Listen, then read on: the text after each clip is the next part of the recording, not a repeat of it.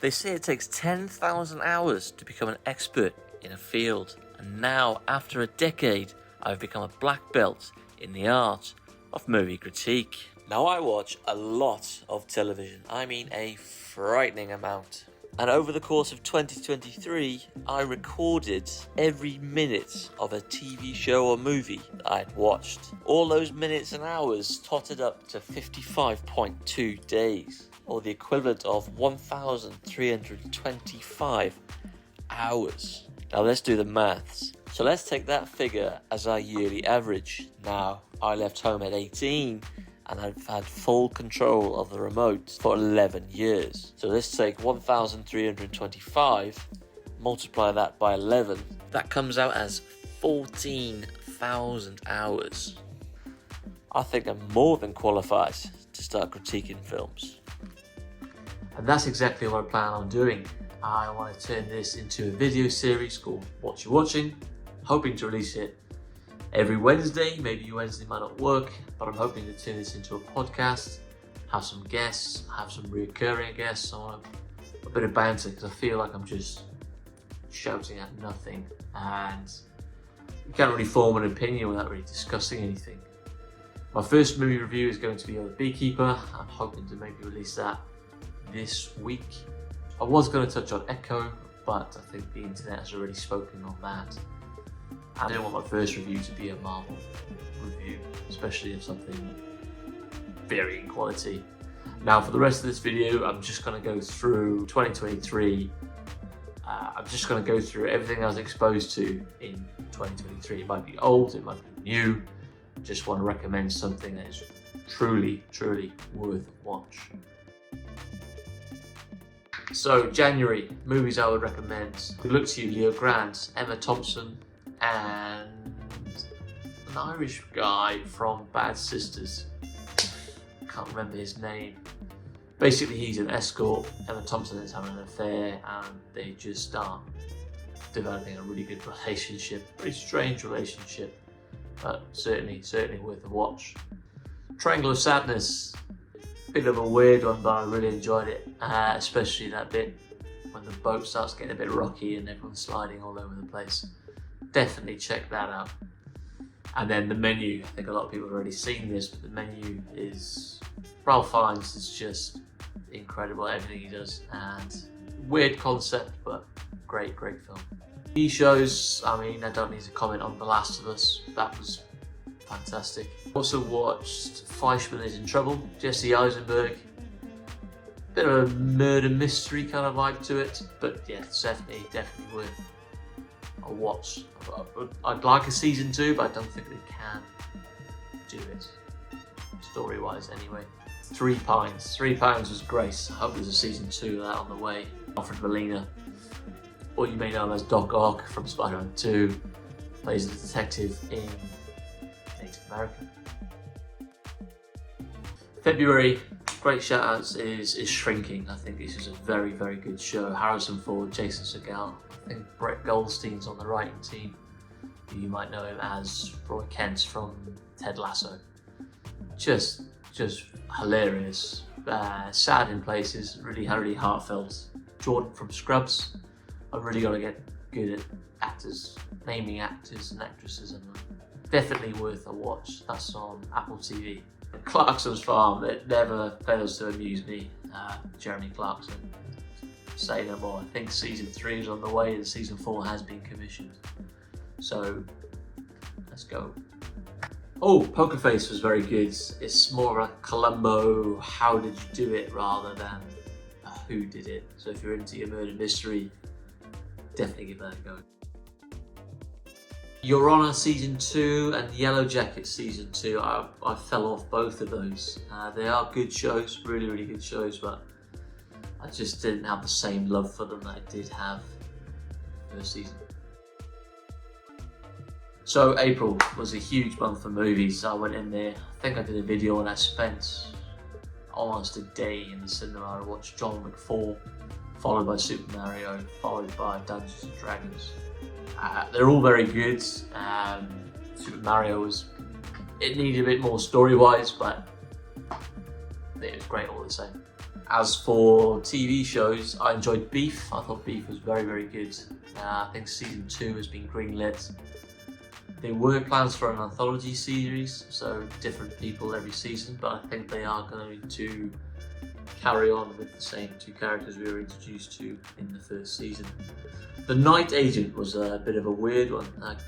You kind of knew all of the beats and what was going to happen, but still a good watch. I think a lot of people have watched this on Netflix, and I think that season 2 is on the way. I also binge watched and caught up on Succession, and I don't get the hype over this series. I really, really don't. Don't get me wrong, Brian Cox, he carries it. I think he's phenomenal, but they're just awful people. I just couldn't get on with it. I watched it through its entirety. Everyone's thought this is a massive twist. There's no twist. We saw this coming. I saw this coming anyway. Like, Brian Cox is an old man. The name is Succession. You knew this was coming. It was called Succession. You know at some point he's going to kick the bucket.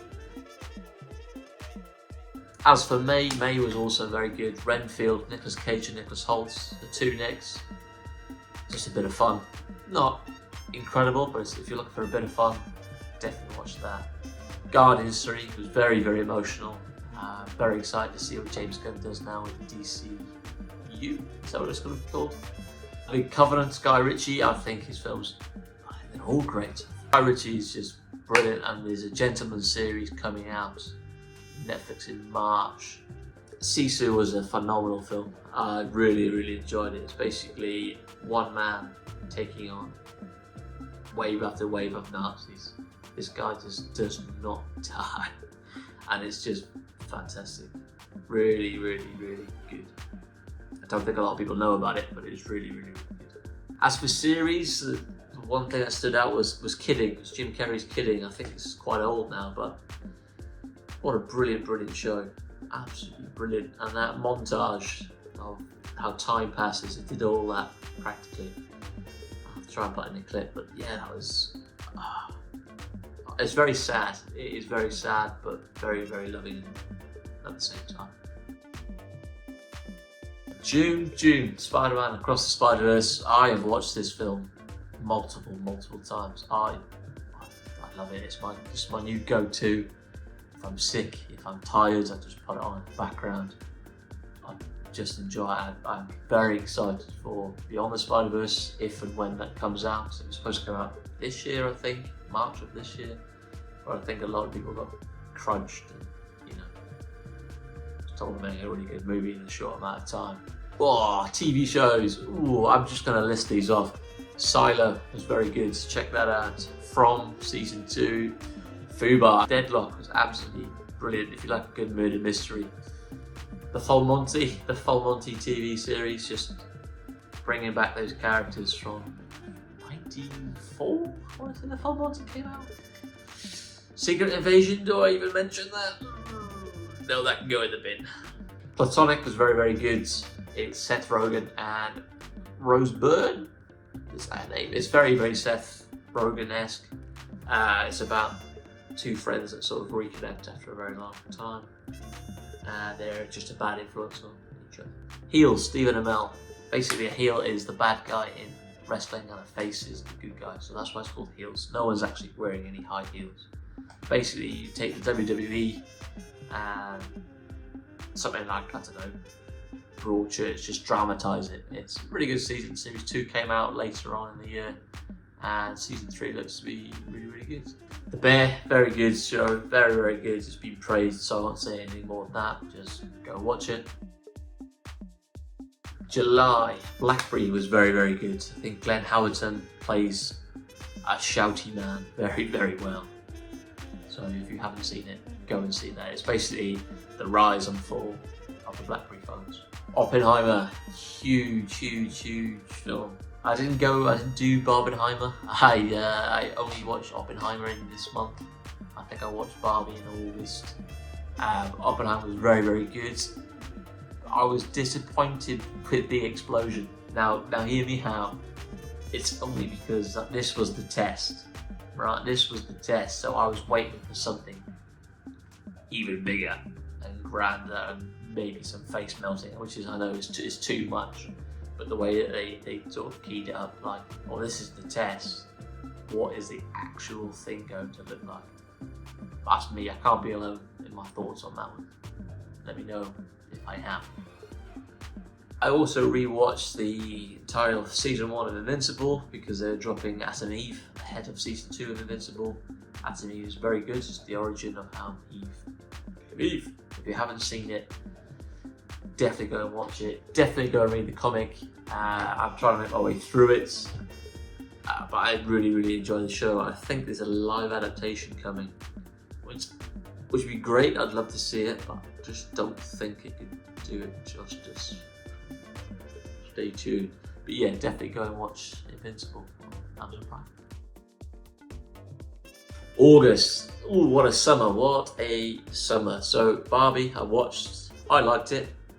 A lot of people, I think, who watched it after the hype didn't like it as much. Nimona I really enjoyed. I really love this animated movie on Netflix.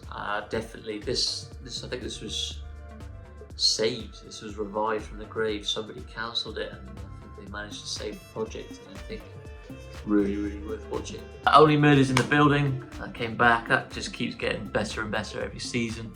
I really love the crew cast: Selena Gomez, Martin Short, and Steve Martin. I thought his name was Martin again then. Oh, The Devil's Hour, that blew my tiny mind. And I think there's a season 2 and 3 in the works. Honestly, I can't explain it. It's an absolute head scratcher. It does come round, ties off very well in the season finale. But yeah, Peter Capaldi and Jamie Tart from Ted Lasso is in it, but definitely go and give that a watch. It's definitely makes you think. Netflix is One Piece. I have only seen a handful of episodes of the animated series, but I really enjoyed the Netflix adaptation. I think The Last Airbender comes out on February 22nd, which I'm very looking forward to. Especially Netflix seems to have grasped what makes a good live adaptation. They've tried it, tested the waters out. Some have been hits, some have been misses, but I think they've got the formula down, and I can't wait to see what comes of it. You remember 21st September. The only one that really stands out: Teenage Mutant Ninja Turtles, Mutant Mayhem. Good bit of fun. Talk to Me, freak. I don't do horrors, I don't do any of that, but I watched it because it's like there's a couple of YouTubers that put a film together, and it's horrifying. Just thinking about certain scenes. But yeah, if you're into that and you haven't seen it already, definitely give that a watch. Now for series in September, I watched Toast of London. I love Matt Berry, and I don't know why I've not seen this show in its entirety before. I think I've seen 1 or 2 episodes, but it's Matt Berry at his best, I think. It's hard because what we did in the shadows is good. IT Crowd, I think he's phenomenal, but if you love Matt Berry, then you definitely enjoy Toast of London and Toast of Tinseltown. Just the way that he just delivers lines is brilliant. I also watched Barry. I really enjoyed Barry. I binge watched all 4 seasons. Very good. Bill Hader plays a hitman / assassin that just wants to get out of that world and become an actor, but keeps getting dragged back in. Welcome to Wrexham Season 2. I really enjoy this documentary series. I think they're 3rd in their current league, so they could get promoted again, which would be making for another exciting 3rd season, which I'm sure that they are shooting as we speak. October films. There's only one film that really stands out to me. That's the Five Nights at Freddy's. I'm just gonna reel these off in October. So we had Tales from the Loop. I've watched. I can't remember when it came out. Tales from the Loop, the Rick and Morty season 7, Beckham. I watched Big Brother, The Return of Big Brother. Wolf, very good series. Continental, I wanted to love more, but didn't. Nearly there in November. Nothing really came out because of this SAG-AFTRA strike that was going on. The Marvels dropped. Do I recommend it? It's fine. It's fun and fine. There's a lot of talk about superhero fatigue. I don't think that is the case. I think it's bad movie fatigue. You know, last year James Gunn proved that with Guardians 3. It's a superhero flick with emotion. It's a good story. Everything else, Black Adam, and we look at the last 5 movies from DC, hasn't been a great story that you can connect with. It's just be like, oh, they'll pick something from the comics, yeah, we'll retell that. But we need a reason to care. Guardians 3, we had a reason to care on multiple levels. Loki season 2, it's not as good as, I didn't enjoy it as much as the first series, but I think they've wrapped it up nicely, and how they can bring it into Secret Wars would be interesting. Invincible season 2, I already spoken about it, but yeah, what a great series. I think the second part, episodes 5, 6, 7, 8? Yeah, they're coming out this year sometime. For All Mankind season 4, I think that wrapped up last week. That's another great show. It's basically what if there were the space race. If the space race continued, what would happen? What would the future look like? Very, very interesting. Definitely give that a watch. Scott Pilgrim takes off. That was really, really fun. It's sort of Scott Pilgrim versus the World, sort of retold by the same guy who made the movie and the comic book, I think it's based on. But yeah, if you like animation, definitely go watch that. And Slow Horses season 3. Now this is my all-time favourite show. Gary Oldman, he's a great actor in everything he's in, but for me this is his best performance. Season 3 came out, season 1 and 2 came out in 2022, season 3 came out in 2023. Season 4, the trailers at the end of season 3, that's the best bit, is the fact that they've already made all of this. It's already happening. I think Hollywood should do more of that. They should just say, look, we're going to do 4 seasons. We're going to tease each season at the end of every season. So season 4 is on its way. It's got Hugo Weaving in it, and it's just a blast. I think this is 6 episodes this season. Basically, it's about a load of rejected MI5 agents who you can't really fire because they know too much, who are put into this off-branch facility, and it's run by Gary Oldman, who just doesn't give a shit until it does. It's really, really good. Really, really good, really, really funny. Go watch that, go check that out. And then December. A lot of December was me catching up with family and rewatching a lot of old films. But films that did stand out was Leave the World Behind. So that was a lot of controversy. Very, very strange film. Very, very good though. Very, very good. And Ricky Gervais's new special, Armageddon. Again, that man doesn't miss. I think he's spot on with a lot of what he says. I think it's his 2018 special. For me, that's his best special. It's wall-to-wall laughs. But yeah, that is me just telling you how good things are. If you haven't seen anything that I've recommended, I do recommend that you go and see them. I'm looking to get better at people's names, going into the expanding more on what plot is, or the synopsis at the very least. This is just me trying something new, which I hope you enjoyed. And I know this is going to be a longish video, probably my longest yet. But yeah, thanks for liking, subscribing. We're at 501 now. I did the giveaway. If you're the winner, please do let me know so I can get the prize sent out to you.